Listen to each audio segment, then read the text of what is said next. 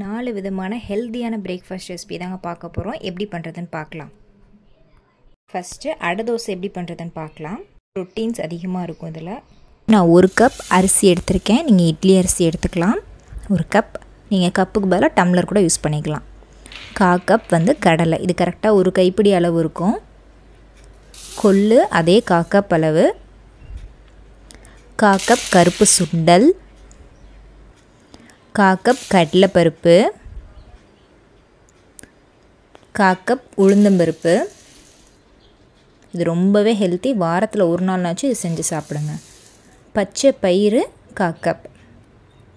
வெள்ளை சுண்டல். இதுக்கு பதிலாக நீங்கள் வேறு ஒரு பருப்பு, ராஜ்மா, பச்சை பட்டாணி எதுவாக இருந்தாலும் நீங்கள் ஆட் பண்ணிக்கலாம்.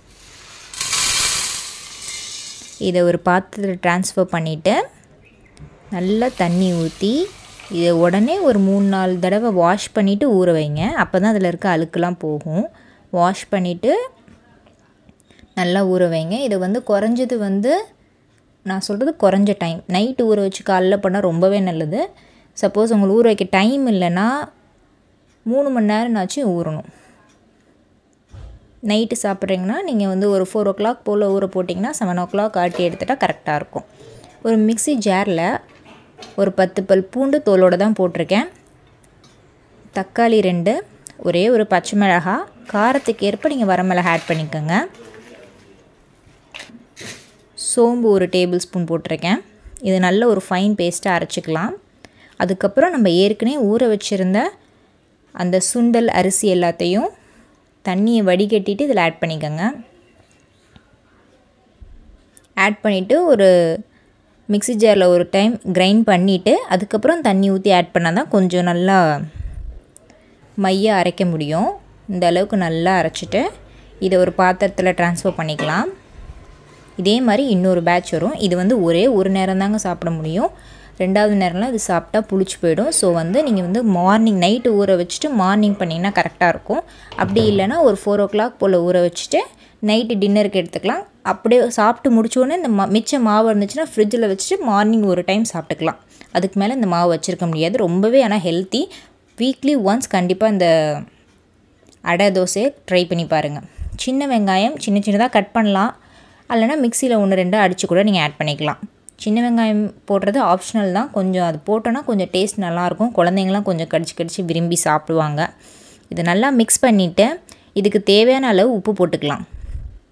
உப்பு போட்டு இது கரெக்டாக வந்து தேவையான அளவு தண்ணி ஊற்றிட்டு இது கரெக்டான கன்சிஸ்டன்சி பார்த்திங்கன்னா தோசை மாவு கன்சிஸ்டன்சி. கொத்தமல்லி தழை போட்டுக்கலாம். இதுக்கு பதிலாக கருவேப்பிலையும் போட்டுக்கலாம். கொத்தமல்லி தழை சின்னதாக கட் பண்ணிவிட்டு நல்லா மிக்ஸ் பண்ணுங்கள். இதுக்கு வந்து ஓரளவு தண்ணியாக இருந்தால் மட்டும்தான் இந்த தோசை நல்லா மெலிசாக ரோஸ்ட் மாதிரி ஊற்ற முடியும். கெட்டியாக இருந்துச்சுன்னா உங்களால் மொத்தமாக மட்டும்தான் ஊற்ற முடியும். ஸோ அதனால் கரெக்டாக தோசை மாவு கன்சிஸ்டன்சி கரெக்டான கன்சிஸ்டன்சி இதுதான். இப்போ வந்து நல்லா தோசைக்கல் நல்லா ஹீட் பண்ணிவிட்டு லைட்டாக ஆயில் அப்ளை பண்ணிவிட்டு நீங்கள் இந்த அடையை ஊற்றுங்க.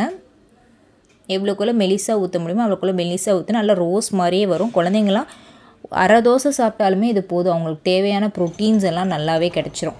நல்லா இது கொஞ்சம் ஆயில் கொஞ்சம் எக்ஸ்ட்ரா அந்த தோசைக்கு விடுற மாதிரி தான் இருக்கும். ஒரு ஃபஸ்ட்டு தோசை மட்டும் கொஞ்சம் ஆயில் எக்ஸ்ட்ரா விடுற மாதிரி இருக்கும். திருப்பி சிம்லே வச்சு வேக விட்டால் நல்லா முறுமுறுன்னு கிடைக்கும். ஹையில் வச்சா அந்த முறுமுறு கிறிஸ்பினஸ் கிடைக்காது. சிம்மில் வச்சா தான் நல்லா முறுமுறுன்னு கிடைக்கும். இந்த வீடியோ பிடிச்சிருந்துச்சுன்னா லைக் பண்ணிக்கோங்க, சப்ஸ்கிரைப் பண்ணிக்கோங்க. நவதானிய அடை எப்படி பண்ணுறதுன்னு பார்க்கலாம். 9 வகையான பருப்பு போட்டிருக்கிறதுனால தான் இது நவதானிய அடைன்னு வச்சுருக்கோம். ஸோ இதை வந்து எப்படி பண்ணுறதுன்னு பார்க்கலாம். வாரத்துக்கு ஒரு முறைனாச்சும் இந்த அடையை நம்ம வந்து வீக் டேஸில் ஆட் பண்ணிக்க ட்ரை பண்ணுங்கள். ரொம்பவே சத்து. வயசானவங்களாம் குழந்தைங்கள்லேருந்து எல்லாமே சாப்பிடுவாங்க. முறுமுறுன்னு வரும். சூப்பராக இருக்கும் டேஸ்ட்டு. ட்ரை பண்ணி பாருங்கள். Rice 1 cup. கடலைப்பருப்பு 1/2 கப். கருப்பு கொண்ட கடலை 1/4 கப். பச்சை பயிறு 1/4 கப். உளுந்து 1/2 கப். அரிசி எவ்வளோ எடுக்கிறோமோ அதுக்கு பாதி உளுந்து எடுத்துக்கணும். பாசிப்பருப்பு 1/4 கப். வெள்ளை சுண்டல் 1/4 கப். தோலோட கருப்பு உளுந்து இருந்துச்சுன்னா அதை கூட ஆட் பண்ணிக்கோங்க. அது இன்னமுமே சத்து. பச்சை பட்டாணி 1/4 கப். வேர்க்கடலை 1/4 கப். 4 to 6 hours வரைக்கும் குறைஞ்சதை ஊறணும். அப்படி இல்லைனா நைட்டே ஊற வச்சிடலாம். கம்பு ராகி இது கூட ஆட் பண்ணிங்கன்னா கண்டிப்பாக நைட்டே ஊற வச்சுட்டு காலைல பண்ண கரெக்டாக இருக்கும். ஒரு மிக்ஸி ஜாரில் 5 வரமிளகாய், 1 டேபிள் ஸ்பூன் சோம்பு, 1 டீஸ்பூன் சீரகம், பட்டை, பச்சை மிளகாய் 4 இதை நல்லா ஃபைன் பேஸ்ட்டாக அரைச்சிட்டு பூண்டு ஆட் பண்ணிவிட்டு மறுபடியும் ஒரு டைம் அரைச்சிக்கலாம். ஊற வச்சுருந்த பருப்பை எடுத்து நம்ம இந்த மிக்ஸி ஜாரில் போட்டு அதையும் நல்லா குறைன்னு அரைச்சி எடுத்துக்கலாம். இந்த அடை வந்து நம்ம சாப்பிட்றதுக்கு ரொம்பவே டேஸ்ட்டாக இருக்கும். டெய்லியும் இட்லி, தோசை இந்த மாதிரி சாப்பிட்றதுக்கு பதிலாக இந்த மாதிரி பருப்பு வகைகளை உடம்புக்கு சேர்த்துக்கோங்க, ரொம்பவே நல்லது. கட் பண்ணி வச்சுருந்த வெங்காயம் 3 வெங்காயம் நான் சின்னதாக கட் பண்ணி வச்சுருக்கேன், அதையும் எடுத்துக்கலாம். மிக்சியில் லைட்டாக ஒரு சுற்று விட்டு எடுத்துக்கோங்க. பூண்டு, கருவேப்பிலை, மல்லி குட்டி குட்டியாக, அப்போ தான் அந்த வாசனை அந்த கடித்து சாப்பிடும்போது சூப்பராக இருக்கும். குழந்தைங்கள்லாம் தனியாக எடுத்து போட மாட்டாங்க இந்த மாதிரி பண்ணோன்னா. இந்த பேட்டரை ஃபஸ்ட்டு நல்லா மிக்ஸ் பண்ணிக்கோங்க. அதுக்கப்புறம் நம்ம மாவு எவ்வளோ தண்ணியாக தோசை மாவு பார்த்துக்கு தண்ணி ஊற்றி நம்ம ஆட் பண்ணிக்கலாம். இப்போ இந்த மாவுக்கு தேவையான அளவு உப்பு, மஞ்சத்தூள். தோசை மாவு வந்து எப்படி தண்ணியாக இருக்குமோ அந்த அளவுக்கு நீங்கள் வந்து வாட்டர் ஆட் பண்ணிக்கலாம். நறுக்கி வச்சுருந்த தேங்காய் அந்த அடையோடு கடிச்சு சாப்பிடும்போது செம்ம டேஸ்ட்டாக இருக்கும். பாருங்கள், எவ்வளோக்குள்ள மெலிசாக ஊற்ற முடியுமோ அவ்வளோக்குள்ள மெலிசாக விட்டு மீடியம் ஃப்ளேம்லேயே வேக விடணும். மீடியம் ஃப்ளேமில் வேக விட்டால் தான் ரோஸ்ட் மாதிரி நல்லா சூப்பராக வரும் இந்த அடை. பாருங்கள், மொறுன்னு செம்மையாக இருக்கும், டேஸ்ட்டும் சூப்பராக இருக்கும், ரொம்ப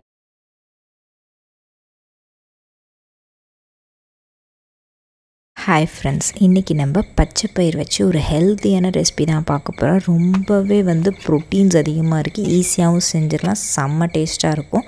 இது கூட இருக்க சட்னியும் செம்மையாக இருக்கும். எப்படி பண்ணுறதுன்னு பார்க்கலாம். அதுக்கு ஃபஸ்ட்டு 1 டம்ளர் பச்சை பயிர் எடுத்திருக்கேன். அந்த பச்சை பயிர் வந்து கரெக்டாக நீங்கள் 1 டம்ளரோ 1 கப்போ எல்லாமே அதில் வந்து பாதி 1/2 கப் வந்து பச்சை அரிசி. சப்போஸ் பச்சை அரிசி இல்லைன்னா நீங்கள் இட்லி அரிசி கூட இதுக்கு பதிலாக நீங்கள் ஆட் பண்ணிக்கலாம். 1 டீஸ்பூன் வெந்தயம் ஆட் பண்ணிவிட்டு 3-4 டைம் நல்லா வாஷ் பண்ணிக்கோங்க. நல்லா வாஷ் பண்ணிவிட்டு இதை வந்து ஒரு நல்ல தண்ணி ஊற்றி ஒரு 3 மணி நேரம் கிட்ட ஊற வைங்க. குறைஞ்சது 3 மணி நேரம், இல்லை ஓவர் நைட் ஊற வச்சு நீங்கள் காலையில் பண்ணாலும் நல்லா தான் இருக்கும். நான் 2 விதமாகவும் இந்த தோசையை நான் பண்ணி பார்த்துருக்கேன். ஒன்றும் பெருசாலாம் டிஃப்ரெண்ட் தெரியல 3 மணி நேரம், ஆனால் குறைஞ்சது ஊற வைக்கணும். நான் இன்றைக்கி 3 மணி நேரம் தான் இதை ஊற வச்சேன். பாருங்கள், இந்த அளவுக்கு நல்லா ஊறிடுச்சு. ஊறினதுக்கப்புறம் நம்ம ஒரு மிக்ஸி ஜார் எடுத்துக்கலாம். காரத்துக்கு ஏற்ப உங்களுக்கு பச்சை மிளகாய் ஆட் பண்ணிக்கோங்க. இஞ்சி ஒரு சின்ன சைஸில் 1 இன்ச் அளவு இஞ்சி எடுத்து போட்டிருக்கேன். கொத்தமல்லி தலைகள் போடலாம். எதுக்காக கொத்தமல்லி தலைனா இதோட கலருக்கும் ஹீமோக்ளோபின் லெவல் நல்லா அதிகரிக்கும். அதனால் கொத்தமல்லி தலை, நம்ம ஏற்கனவே ஊற வச்சுருந்த பருப்பு அரிசியும் 1 டீஸ்பூன் சீரகம் போட்டு லைட்டாக தண்ணி ஊற்றிட்டு நல்ல ஒரு ஃபைன் பேஸ்ட்டாக அரைச்சி எடுத்துக்கலாம். இது மாதிரி நான் வந்து 2 பேட்சை அரைச்சி எடுத்துட்டேன். இதை வந்து ஒரு பாத்திரத்தில் அப்படியே ட்ரான்ஸ்ஃபர் பண்ணிக்கலாம். இது வந்து நல்ல ஒரு ஃபைன் பேஸ்ட்டை எவ்வளோக்குள்ள நைஸாக அரைக்க முடியுமோ அரைச்சிக்கலாம். இந்த மாவோட ஸ்பெஷாலிட்டி என்னென்னா நம்ம உடனே அரைச்சி உடனே வந்து பண்ணிடலாம். நீங்கள் நைட்டு ஊற வச்சுட்டு காலையில் டிஃபனுக்கு பண்ணுறீங்கன்னா ஒரு 5 நிமிஷத்தில் டக்குன்னு எல்லாத்தையும் பண்ணிடலாம். ரொம்பவே ஈஸி தான். இதுக்கு தேவையான அளவு உப்பு போட்டுக்கலாம். கொஞ்சமாக பெருங்காயத்தூளும் போட்டுக்கோங்க. இதை நல்லா மிக்ஸ் பண்ணி விட்டுக்கோங்க. இதோட கன்சிஸ்டன்சி பார்த்திங்கன்னா தோசை மாவு கன்சிஸ்டன்சி கரெக்டாக இருக்கும். இதுக்கு வந்து அவசரமான ஒரு கார சட்னி தான் பண்ண போகிறேன். 4-5 வரமிளகாய், 5-6 பல் பூண்டு, ஒரு சின்ன சைஸில் புளி, 2 தக்காளி, 2 பெரிய வெங்காயம். இந்த தோசைக்கு இந்த சட்னி காம்போ வேறு லெவலில் இருக்கும். சும்மா டக்குன்னு பண்ணிடலாம். வெங்காயம் தக்காளி மட்டும் கட் பண்ணிட்டா போதும். இந்த சட்னிக்கு தேவையான அளவு உப்பு போட்டு நல்ல ஒரு ஃபைன் பேஸ்ட்டை அரைச்சி எடுத்துக்கலாம். இதை வந்து சும்மா தாளித்து நீங்கள் அப்படியும் சாப்பிட்லாம். சில பேர்த்துக்கு அந்த சட்னியோட பச்சை வாசனை பிடிக்காது. அதனால் நான் வந்து கடுகு, உளுந்தம்பருப்பு, கருவேப்பிலை போட்டு தாளிச்சிட்டு லைட்டாக சட்னியோட பச்சை வாசனை போகிறதுக்காக இந்த எண்ணெயில் வதக்கிறேன். நீங்கள் வதக்காமவும் அப்படியே வச்சு சாப்பிட்டாலும் டேஸ்ட்டாக இருக்கும். இந்த சட்னிக்கு இந்த தோசைக்கு சூப்பராக இருக்கும். சும்மா ஒரு 5 நிமிஷம் வதக்கினாவே போதும். இங்கே பாருங்கள் சட்னி ரெடி ஆயிடுச்சு. இப்போ தோசையை சுட சுட ஊற்றலாம். நீங்கள் மாவு வந்து கரெக்டாக இந்த கன்சிஸ்டன்சியில் இருந்துச்சுன்னா நல்லா முறுமுறுன்னு ஊற்றினாலும் இந்த தோசை சூப்பராக இருக்கும். ஊத்தாப்பம் மாதிரியும் ஊற்றினாலும் சூப்பராக இருக்கும். நீங்கள் கிறிஸ்பியாக ஊற்றுறதா இருந்தால் வெங்காயம்லாம் போட தேவையில்லை. சப்போஸ் ஊத்தாப்பம் மாதிரி ஊற்றுனீங்கன்னா நீங்கள் ஆனியன், கேரட் இந்த மாதிரி ஊற்றி சாப்பிட்டாலும் சூப்பராக இருக்கும். நான் நல்லெண்ணெய் ஊற்றிருக்கேன் பாருங்கள். அப்படியே நம்ம எடுக்கவே தேவையில்லை. அப்படியே பேப்பர் மாதிரி அந்த தோசை தானாகவே எடுத்துகிட்டு வரும். சூப்பராக இருந்துச்சு. உடம்புக்கும் ரொம்பவே நல்லது. குழந்தைங்களுக்கெலாம் இந்த தோசையை கொடுங்க. எந்த ஒரு டிஃப்ரென்ஸுமே தெரியாது. சூப்பராக இருக்கும். நல்ல ஒரு ஃப்ளேவரான சூப்பராக ஃபில்லிங்காக இருக்கும். ஆனால் 3 தோசை சாப்பிட்றவங்களாம் இந்த தோசை சாப்பிட்டாங்கன்னா 2 தோசை தான் சாப்பிட முடியும். ஃபில்லிங்காக இருக்கும். பிடிச்சிருந்துச்சுன்னா லைக் பண்ணிக்கோங்க, சப்ஸ்கிரைப் பண்ணிக்கோங்க.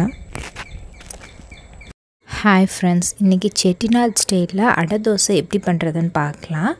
இதுக்கு வந்து எல்லாமே ஒரு டம்ளரு ஒரு கப்பு எல்லாமே ஒரே பாத்திரத்தில் அளக்கிற மாதிரி பார்த்துக்கோங்க. 1 டம்ளர் உளுந்தம்பருப்பு எடுத்திருக்கேன், 1 டம்ளர் கடலைப்பருப்பு, 1 டம்ளர் பாசிப்பருப்பு, 1 டம்ளர் துவரம்பருப்பு, 1 டம்ளர் பச்சரிசி.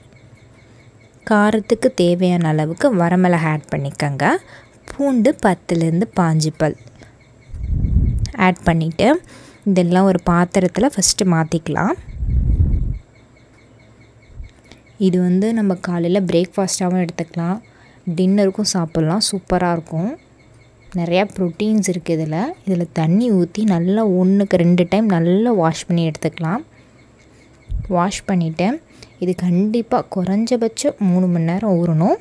நல்லா ஊறட்டும். நம்ம ஒரு பிளேட் போட்டு மூடி வச்சிடலாம். 3 மணி நேரம் ஊறினதுக்கப்புறம் இங்கே பாருங்கள் எவ்வளோக்குள்ள நல்லா ஊறிருக்கு.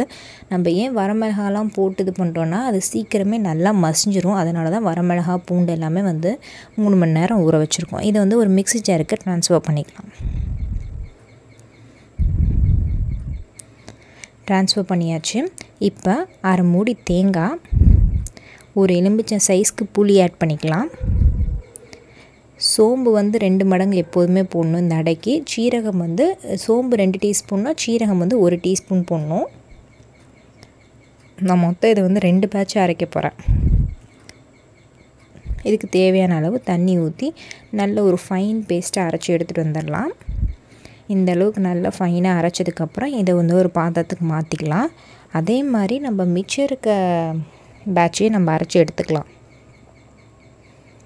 இது வந்து ஈஸியாக பண்ணிடலாம். இந்த அடை தோசையோட ஸ்பெஷலே வந்து இது வந்து ஃபர்மெண்ட் ஆக வைக்கணும் அவசியம் கிடையாது. 3 மணி நேரம் ஊறினது தான். நம்ம மாவு வந்து அரைச்சோடனே டக்குன்னு பண்ணிடலாம். அவ்வளோதாங்க, மாவு அரைச்சாச்சு. அடுத்தது 3 வெங்காயம், பெரிய வெங்காயம் எடுத்து சின்னதாக இந்த மாதிரி கட் பண்ணி வச்சுருக்கேன். நீங்கள் வெங்காயம் சின்னதாக கட் பண்ணால் மட்டும்தான் உங்களால் அடை தோசை மெலிசாக ஊற்ற முடியும். வெங்காயம் பெருசாக இருந்துச்சுன்னா அடை தோசை வந்து மெலிசாக ஊற்ற முடியாது, கொஞ்சம் மொத்தமாக ஊற்ற முடியும். ஒரு கைப்பிடி நிறைய கொத்தமல்லி, தேவையான அளவு பெருங்காயத்தூள், பருப்பு ஆட் பண்ணியிருக்கனால பெருங்காயத்தூள் கண்டிப்பாக ஆட் பண்ணணும். தேவையான அளவு உப்பு போட்டு இதெல்லாம் நல்லா மிக்ஸ் பண்ணிக்கலாம். இது மற்ற அடை தோசையோட இந்த அடை தோசை கொஞ்சம் ஸ்பெஷலாகவும் டேஸ்ட்டும் சூப்பராக இருக்கும். இதோட ஃபைனல் டச்சாக லைட்டாக கொஞ்சம் 1 டீஸ்பூன் கரம் மசாலா போட்டு நல்லா மிக்ஸ் பண்ணிக்கலாம். சப்போஸ் உங்களுக்கு மாவு கொஞ்சம் கெட்டியாக இருந்துச்சுன்னா தோசை மாவு கன்சிஸ்டன்சிக்கு லைட்டாக கொஞ்சமாக தண்ணி ஊற்றி கரெக்டாக இந்த அளவுக்கு கரெக்டான கன்சிஸ்டன்சி அட்ஜஸ்ட் பண்ணிக்கோங்க. நல்ல தோசைகள் சூடானதுக்கப்புறம் ஒவ்வொரு அடை தோசையாக ஊற்றி எடுத்துடலாம். நம்ம அடை தோசை ஊற்றும் போது எப்போதுமே நல்லெண்ணெய் யூஸ் பண்ணுங்கள். நல்லெண்ணெய் யூஸ் பண்ணால் அதோட டேஸ்ட்டு அடை தோசையும் சூப்பராக இருக்கும். ஸோ சிம்லேயே வச்சு தான் இது ஊற்றணும். அப்போ தான் வந்து நம்மளுக்கு வந்து கிறிஸ்பியாக கிடைக்கும். நீங்கள் ஹையில் வச்சிங்கன்னா வந்து கொஞ்சம் மொத்தமாக இருக்கும். குழந்தைங்களுக்கெல்லாம் அவ்வளோவா பிடிக்காது. நீங்கள் சிம்லேயே வச்சு பொறுமையாக ஊற்றி எடுத்து அந்த அடை தோசை வந்து கிறிஸ்பியாக வரும். நம்ம தோசைலாம் எப்படி கிறிஸ்பியாக வரும் அதே மாதிரி இந்த தோசையும் நல்லா கிறிஸ்பியாக வரும். எண்ணெய் கொஞ்சம் இதுக்கு தாராளமாக ஊற்றுற மாதிரி தான் இருக்கும். நல்லெண்ணெயாக ஊற்றிக்கோங்க, ரொம்பவே நல்லது. டேஸ்ட்டும் இன்னும் கொஞ்சம் சூப்பராகவே இருக்கும். சிம்லேயே வச்சு ஒரு சைடு வேகட்டும். இப்போ நல்லா வெந்துருச்சு. உங்களுக்கு அங்கங்கே அந்த ப்ரௌனிஷாக தெரியுது பாருங்கள். வெந்ததுக்கப்புறம் இப்போ லைட்டாக அப்படியே திருப்பி போட்டுக்கலாம். சூப்பராக வரும் இந்த தோசைங்க பாருங்கள், கொஞ்சம் கூட ஒட்டலை. இப்போ திருப்பி போட்டுட்டு லைட்டாக கொஞ்சம் ப்ரெஸ் பண்ணி விடுங்க. வெங்காயம் பெருசாக இருந்துச்சுன்னா உங்களுக்கு அங்கங்கே உப்பிட்டு நிற்கும். வெங்காயம் சின்னதாக கட் பண்ணியிருக்கிறதுனால நம்மளுக்கு வந்து ஈவனாக இருக்குது. அவ்வளோதாங்க, அடை தோசை ரெடி ஆயிடுச்சு. இதை வெறும்னையும் சாப்பிட்லாம், நாட்டு சக்கரை வச்சு சாப்பிட்லாம், அவியல் வச்சு சாப்பிட்லாம். இந்த வீடியோ பிடிச்சிருந்தா சப்ஸ்கிரைப் பண்ணிக்கோங்க, லைக் பண்ணிக்கோங்க. இந்த மாதிரி வீடியோஸ் பார்க்கணுன்னா பெல் ஐக்கான் கிளிக் பண்ணிக்கோங்க.